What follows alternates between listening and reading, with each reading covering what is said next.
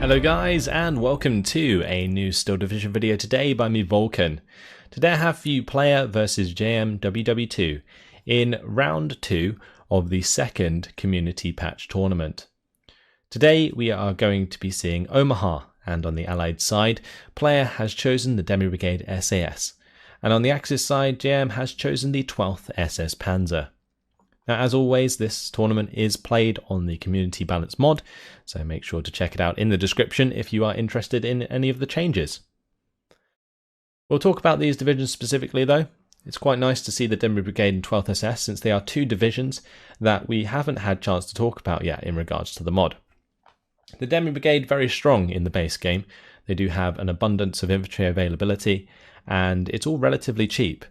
They also have the reliance on the American armor in the late game, where the M4A376s can really come into play and do a lot of damage, maybe sort of force the game home. But what's changed? So, in the Recon tab, we have price nerfs to the Saboteurs, Maquisards, and the Panards. So all of those have been increased by 5 points, and what this is going to do is reduce the cost efficiency of those units slightly. They're still going to be very good units, of course, because the stats haven't changed at all, but the price does mean that you're going to have less of them, and therefore you're going to have to, or at least less of them as quickly, and therefore need to do more with them in order to make it worth it, hence cost efficiency. So that's the Recon tab. In the Infantry tab, the rallies have been increased from 25 points to 30 points, and the Chasseur Para has been increased by 5 points as well, from 25 to 30. Both of these squads are very cost efficient. The rallies in the early game, they have the Panzerfaust, they have the machine gun, and both of those make them a very versatile squad. Yes, they have a little less numbers than Panzerguns normally do, but they still provide that sort of longer range support for things like the Maquisards and the Saboteurs. So it kind of helps make up that front line, and they've always fit well in that role. So increasing their price does sort of, again, remove some of their cost efficiency that they used to have. Same with the Chasseur Para. They are some of the best close range infantry.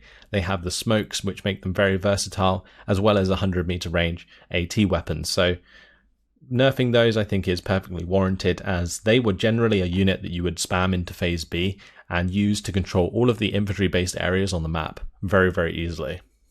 Now, one more change to the Demi-Brigade SAS is the price increase for the Jagdpanzer 4, which you can get in Phase A. That's gone up to 190 points, which is now the same as all of the other divisions. I'm not entirely sure why it was cheaper previously, but it's a good change regardless. But let's talk a little bit about the 12th SS. They haven't been changed that much, just sort of an overall change to their income to make them a little bit more effective in Phase A and B. They had their income increased by 5 points in Phase A and B, so now they're going to have a bit more to work with. But they have had their income decreased from 135 to 130 in Phase C, and that just means their late game power will be a little less, but probably not too much, because if they have that leg up in Phase A and B from this income buff, then it will make them stronger and allow you to propel yourself into Phase C much easier. Because 120 points in Phase B is pretty decent. If you compare it, of course, to something like the Demi-Brigade SAS, which only has 90. It's a significant amount of income regardless. Now, another change is the introduction of a couple of fighter cards for the 12th SS. I believe they come in Phase A. They are unvetted ME-109 G6R6s, just to help you control the skies against sort of 1st Panzer Division and any other division that uses early game fighters to sort of do a lot of damage. Maybe the 101st Airborne with the Mustang bombers, stuff like that. It gives you actually something to contest with, whereas previously I think the 12th SS couldn't even get a fighter in Phase A. They could just get recon, and then you just had to support it with anti-air if you wanted to keep it alive. So that's an interesting change. I like that a lot. Now let's talk about how these divisions work with this map. Well, the Demi-Brigade SAS, they are an infantry-based division, so they are obviously going to have an advantage due to all of the buildings and the hedgerows and so on. But that doesn't mean that the 12th SS is completely out of it. They do have all of the 20mm autocannon units, the Panzer IIs, the 222s, and so on, which can definitely rip to shreds infantry squads if they get caught out. So it looks like on the top side here, player making a very concerted effort. This is going to be a bunch of saboteurs in their FFI tractions. There's also going to be 3 FFI partisans. We see a Jeddah following up. There's going to be a rally squad there and a Panhard to follow up. Further down we see more partisans zooming forwards to get into ambush positions, followed up by more rallies. Then we see the Panzer III here coming into the center, and on the bottom side just a singular Panzer III, a very interesting choice to just cover that bottom side. Over on the side of JM, he has a Panzerschreck here in a 250-10, 258, 2 of those actually, and a unit of Panzergrenz. Then he has a Panzer II that's going to be heading towards this town. The command is actually heading up to the top side with some Spähstrupp, and there's going to be some Spähstrupp up here, but not much else, which is very, very interesting. 222 is going to pick off one of the FFI partisans in the open with the help of the Aufklärer spotting those, and there's also a 257 up here. So I feel like a little bit of a mistake here from JM to just allow player all of these buildings on the top side.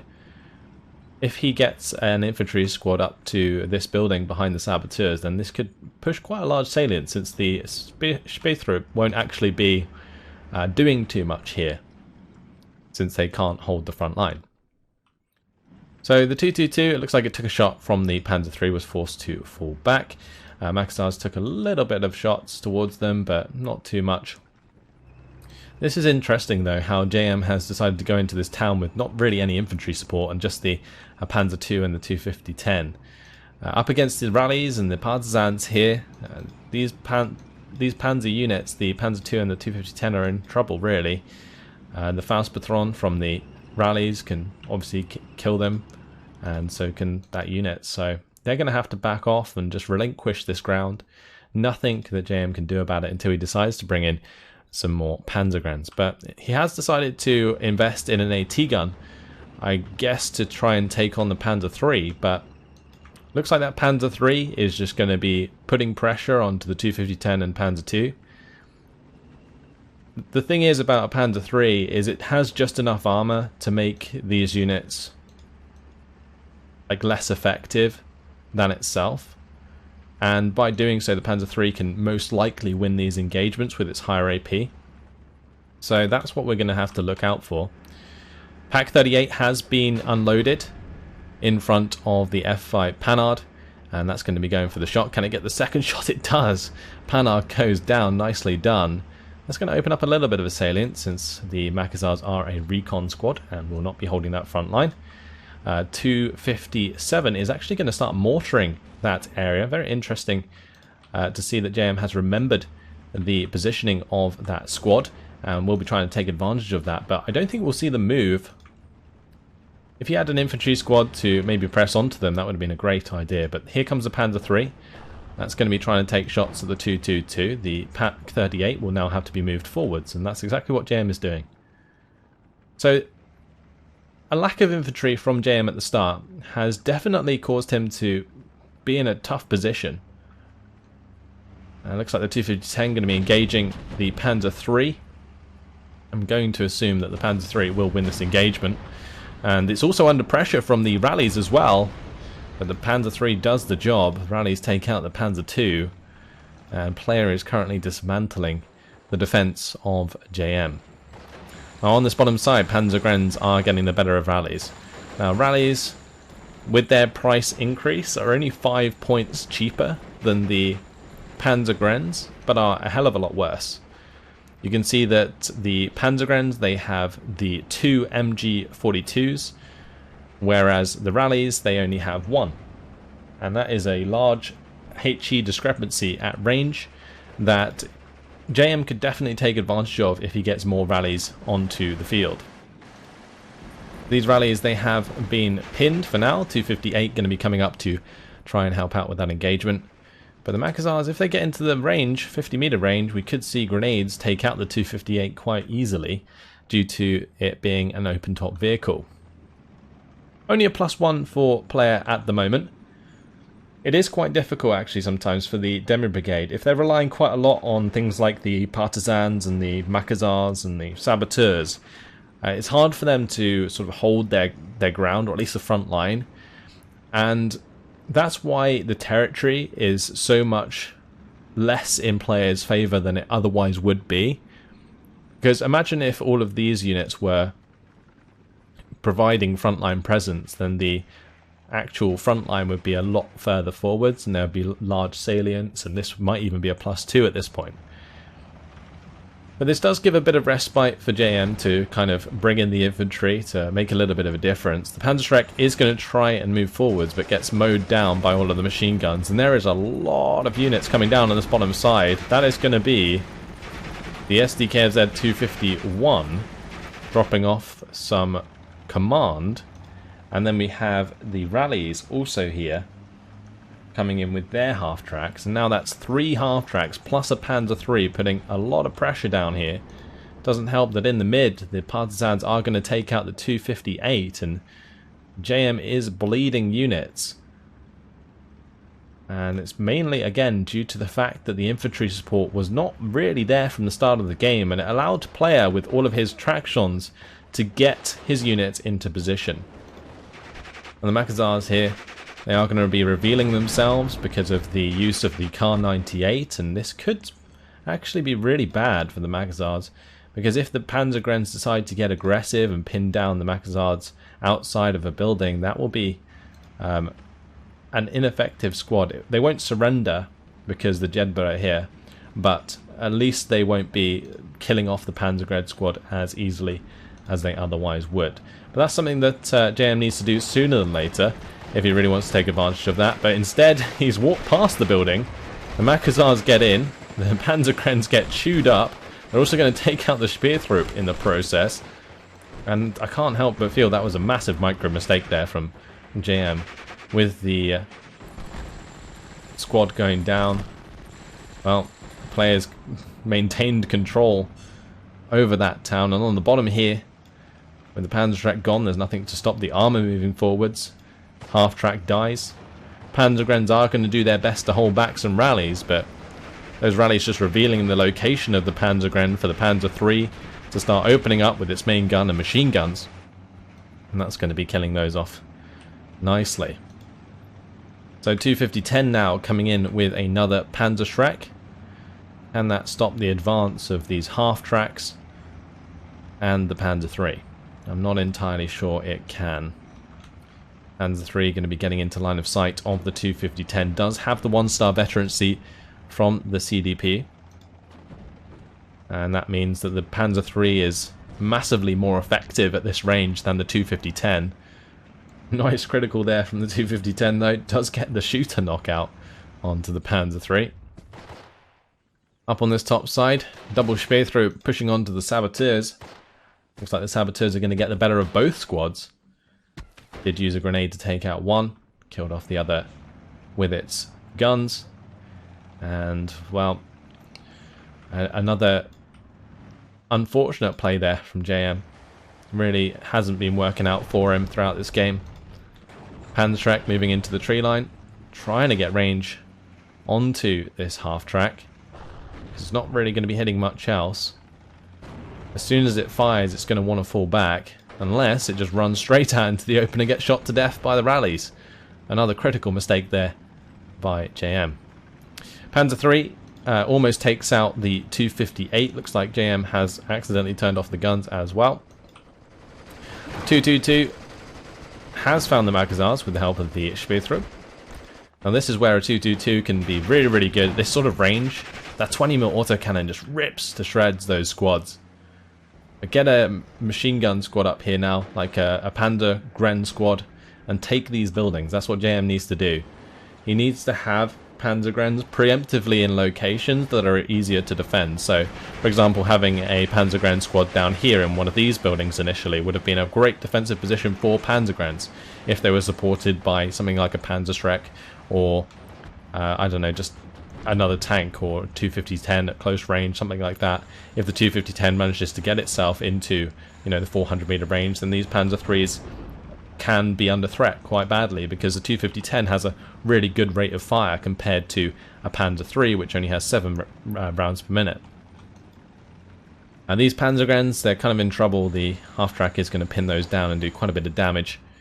So on the bottom side, player slowly but surely making ground. He's moving forwards first with his recon. The Magazar's running up, and then he's going to be able to continue to push on with his half-tracks and Panzer III. So that's what he's going to be looking to do.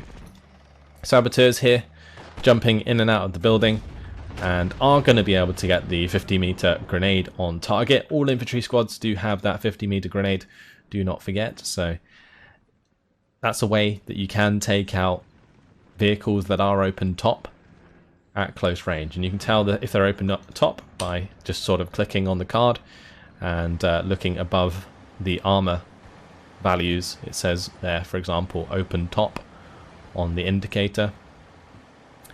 And that means that grenades can take out those vehicles if they are close. But here comes a 222. That will definitely be able to deal with this half-track nicely. But this Panzer III has come into line of sight of the 250-10. Does actually miss. 250-10 gets the shot on target. JM wants to continue that engagement, surely. Has ended up turning off the weapons once again. I'm just trying to work out if this is a mistake. Yeah, I think it's definitely a mistake. Or whether or not the replay was kind of messed up or something. But yeah, the 250-10 had its weapons turned off again. And is ended up getting taken out by the machine guns, I think, of the Panzer III. Now we see the Panzer III come around the corner. It's going to be taken on that half-track. But we are into Phase B, so Panzer IV is on its way. And maybe that can help stabilize this bottom side. But there is a massive discrepancy in units across the board now. With all the half-tracks going down, the infantry squads being chewed up and surrendered across the board, and JM's got to get a lot of value for money out of his units if he wants to come back into this one.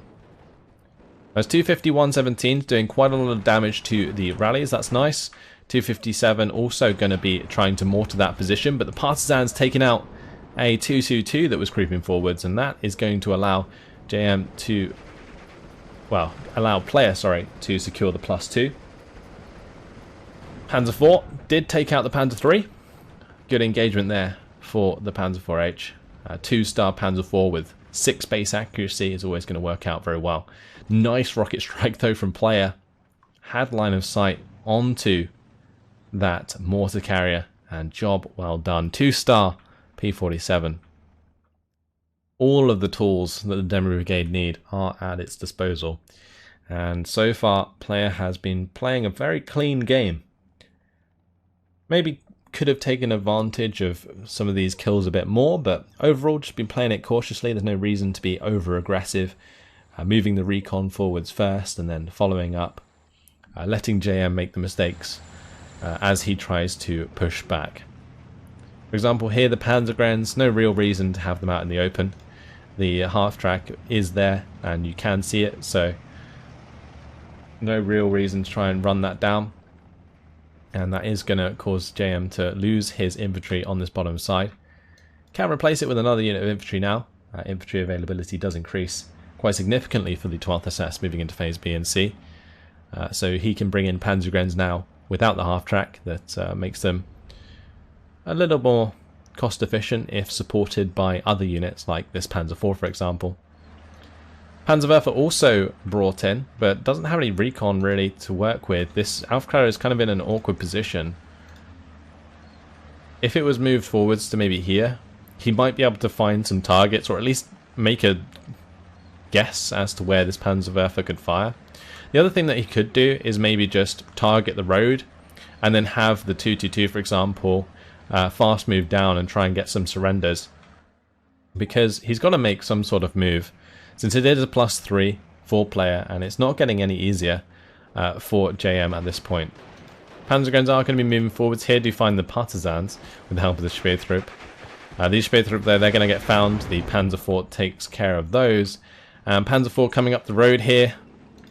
Player sees it. He's moving his Partisans into position. Will he find the kill? He will. That's going to be an engine destroy. Second shot will likely get the kill, as the Panzer IV has not fired back yet. And with that happening, I believe JM is going to give it up after 14 minutes and 41 seconds. So a slow but sure victory for player. Well, not really very slow, but in terms of how much ground I think player could have taken based on how much he actually did, you know, that I think it was a little bit slower than we would have seen other players like Gonzo maybe go through JM's mistakes there. Because it seemed like JM, you know, he had the right sort of mindset, especially on the bottom side, having those Panzergranaten supported by, you know, the 250-10 and the Panzerschreck. Like, that's a good combination. But on the mid and top side, it just wasn't there. There wasn't any Panzergranaten at all in the early game. And you can't neglect those areas like that, because especially against the Demi-Brigade SAS, they're going to take over those areas with their really strong close-range infantry. So the idea with Panzergranaten defending those positions is that you don't let the infantry get close. And the only infantry that can get close is the Saboteurs. Saboteurs don't have any AT. Like, yes, there are the Partisans as well, but, you know, your Panzergranaten find those, your Recon find those, and you should have overall more effectiveness than they will with the Partisan Saboteur combo. So you can push them out if they decide to use the Tractions to try and like take those ground, or take ground on your side of the 50-50 early on. In this case, there was just no contest in the top and mid side, and it gave player all of the space he needed to make solid pushes. You know, he used the recon capabilities of all of his units very well to identify what he was up against, and, you know, just broke through using the correct units. It's as simple as that.